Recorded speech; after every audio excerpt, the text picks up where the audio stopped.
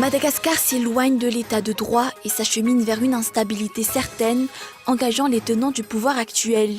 C'est le résumé du communiqué de l'Alliance d'Amboudvoun, quelques heures après le verdict de la HCC. La décision de la Haute Cour constitutionnelle sur la requête déposée par l'Alliance d'Amboudvoun est sortie en fin d'après-midi. Le matin, les députés ont refusé d'accueillir le Premier ministre. L'après-midi, la HCC annonce que la nomination du chef de gouvernement est légale. Prévu ce jour, la présentation de la politique générale de l'État n'a pas eu lieu. La rencontre entre l'exécutif et le Parlement est annulée à la dernière minute. Et enfin, après 10 mois de conflit et plus de 5000 morts, les dirigeants ukrainiens, russes, français et allemands se rencontrent à partir de ce mercredi pour tenter de mettre sur pied un cessez-le-feu durable dans l'est de l'Ukraine.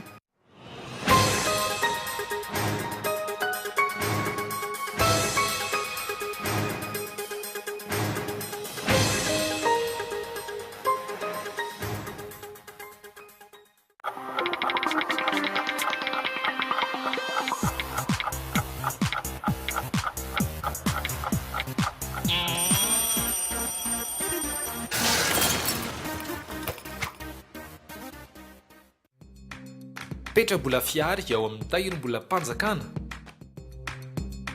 hoay ho anao ho antsika rehetra olo-tsotra tekan-tany na vahiny na mpandrarà na orinasa na banky na sehampiantona na fikambanana petra mbola manomboka amin'ny iray tapitrisa ariary tahajana mbola tsy manan-tsahala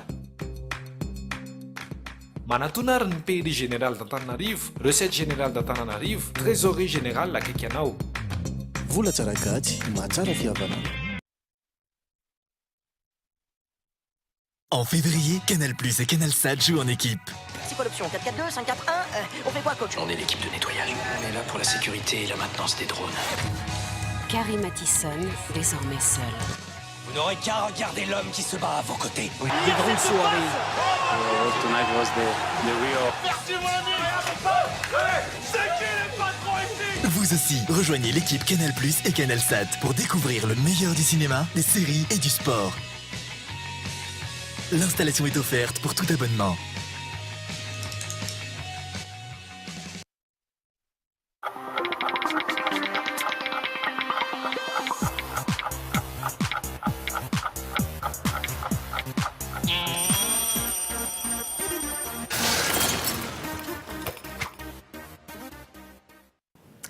Bonsoir à tous et bienvenue si vous nous rejoignez sur Cool TV. Madagascar s'éloigne de l'état de droit et s'achemine vers une instabilité certaine, engageant les tenants du pouvoir actuel. C'est le résumé du communiqué de l'Alliance d'Amboudvoun, quelques heures après la sortie du verdict de la Haute Cour constitutionnelle. Les partis ou groupes de partis tels que Yarakisik, Havana ARD, Malagas Miaramieng, Mapar et Menswasin Madagascar constatent une discordance et des contradictions internes et externes des institutions, tant dans leurs actes que dans leurs décisions.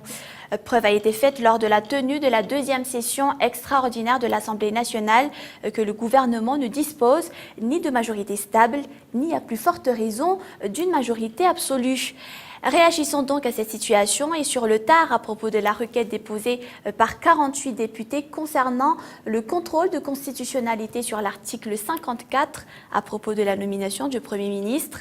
La HCC, avec les membres conduits par le même président, a fait preuve de contradictions flagrantes et en particulier son président en donnant une lecture partisane et une interprétation subjective du même article de la même Constitution sur la nomination de l'ex-premier ministre Col Roger et celle de l'actuel Premier ministre Jean Ravelnariv. Est-ce par pure coïncidence la décision de la Haute Cour constitutionnelle sur la requête déposée par l'Alliance d'Amboudvoun est sortie en fin d'après-midi? Le matin, les députés ont refusé d'accueillir le Premier ministre. L'après-midi, la HCC annonce que la nomination du chef de gouvernement est légale. L'Alliance d'Amboudvoun ne remplirait pas les critères d'un parti politique selon la HCC. Reportage. La nomination du Premier ministre Jean Ravelnariv est conforme à la Constitution, décide la Haute Cour constitutionnelle. Dans son verdict, elle souligne que l'Alliance d'Amboudvoun, Le Mapar, VPM Malagas Meramieng et Yarakisik ne remplissent pas les critères requis d'un parti politique. Or, lors de la nomination de Koul Roger, ces mêmes formations politiques ont été mentionnées comme étant des partis politiques. La HCC mentionne que la majorité est atteinte, en premier lieu, par un parti politique disposant de la moitié plus un des sièges à l'Assemblée nationale. Le 13 janvier dernier, 120 députés ont présenté le nom de Jean Ravel-Nariv. 10 jours plus tard, 48 députés ont déposé une requête auprès de la Haute Cour constitutionnelle et si on fait la soustraction, les 103 députés restants représentent toujours la majorité absolue. Par ailleurs, la Haute Cour constitutionnelle n'a pas produit la liste des 120 députés qui sont présumés avoir présenté le nom de Jean Ravel-Nariv, ce qui entraîne des doutes sérieux sur la crédibilité du chiffre et des entités qu'il représente. D'après les observateurs, la célérité de la prise de décision est sujette à suspicion. Il a été annoncé quelques heures seulement après que les députés ont refusé d'accueillir le gouvernement. Avec de tels agissements, la crédibilité de la HCC a pris un coup sévère. Mais toujours dans cette page politique, est prévue ce jour, la présentation de la politique générale de l'État, la PGE, n'a pas eu lieu. La rencontre entre l'exécutif et le Parlement est annulée à la dernière minute. Les députés avancent l'instabilité du gouvernement actuel comme motif. Le règlement intérieur de l'Assemblée nationale n'a pas également été respecté d'après eux. Regina Lapage. Mauvais départ du Premier ministre Jean Ravel-Nariv. Les députés ont refusé d'accueillir le Premier ministre et le gouvernement. Ils arguent des incertitudes sur la légalité de la nomination du chef du gouvernement. Aujourd'hui, vers 9h30, Jean-Max Rakout-Mamounzi a reçu les membres de l'exécutif.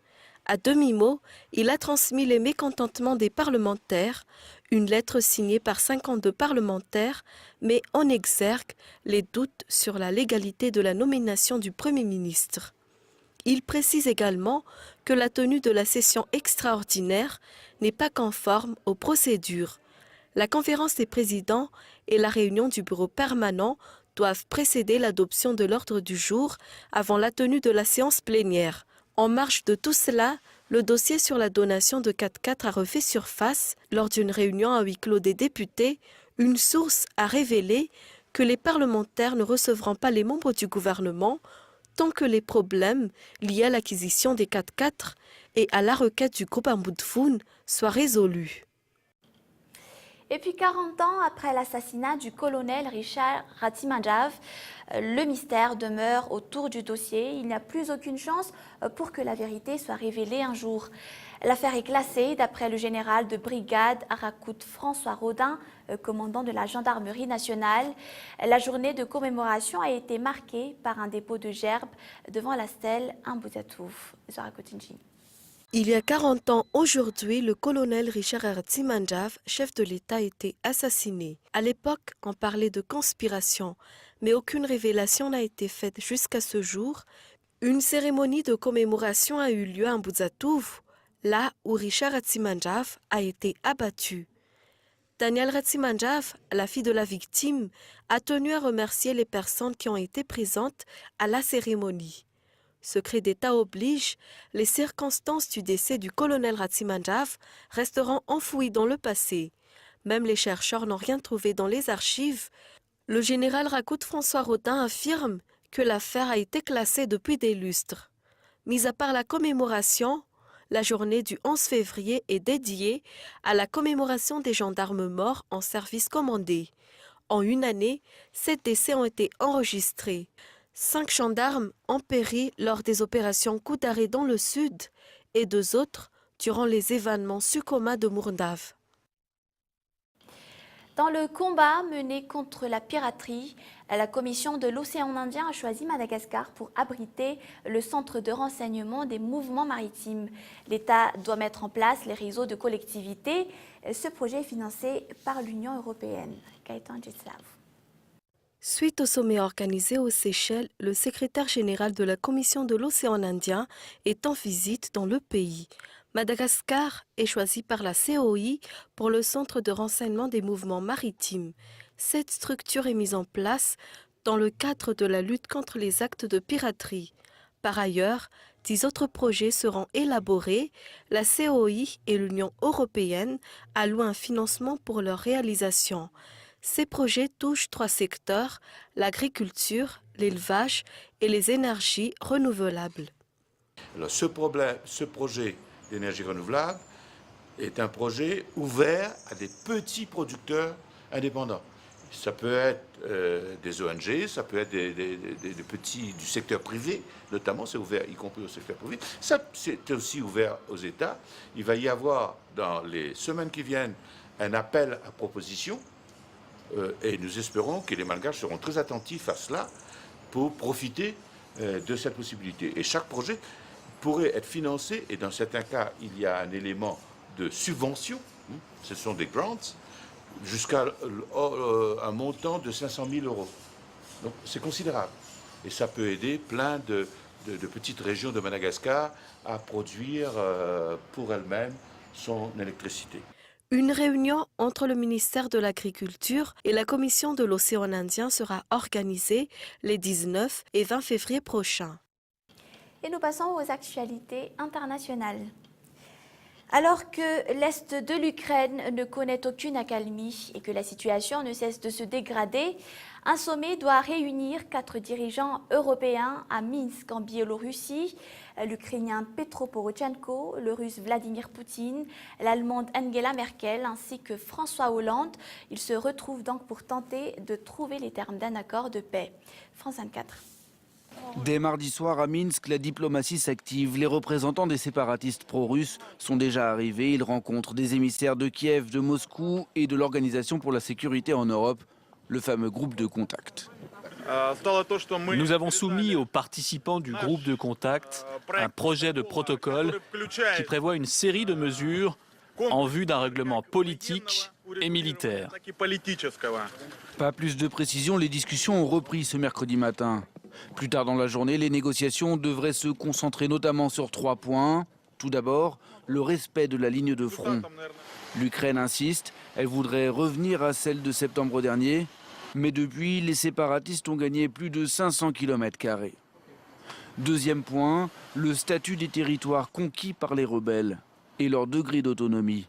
Moscou souhaite une sorte de fédéralisation, Kiev ne parle que de décentralisation. Enfin, la surveillance de la frontière entre l'Ukraine et la Russie dans les territoires disputés. Kiev propose de la contrôler en commun avec l'OSCE, mais Moscou souhaite l'implication des séparatistes. François Hollande et Angela Merkel se rendront bien à Minsk dans l'après-midi comme prévu, pour se donner toutes les chances d'aboutir à un accord. Il y a 2 objectifs. Le premier objectif, c'est évidemment d'obtenir un accord. Mais le deuxième objectif, c'est que cet accord soit pas simplement un accord de papier, mais qu'il soit traduit sur le terrain. De l'avis de tous, un échec serait une catastrophe. La France a évoqué le risque d'une guerre totale.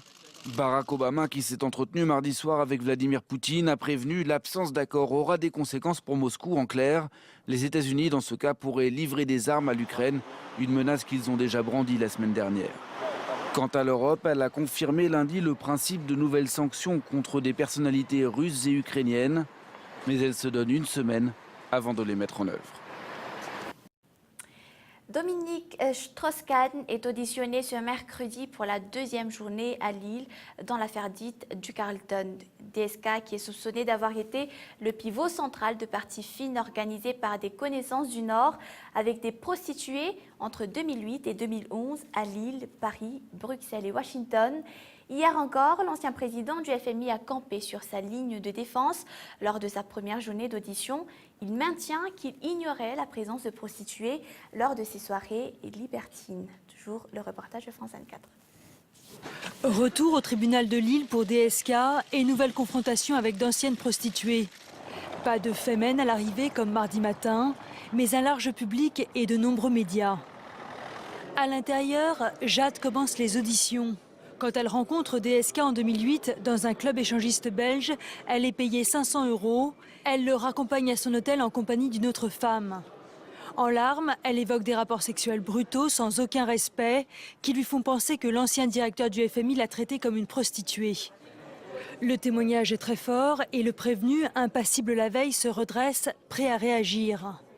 Quand DSK monte à la barre, il admet avoir une sexualité plus rude que la moyenne des hommes et s'énerve des éternelles questions sur ses pratiques sexuelles. Mais il ne lâche pas sa ligne de défense.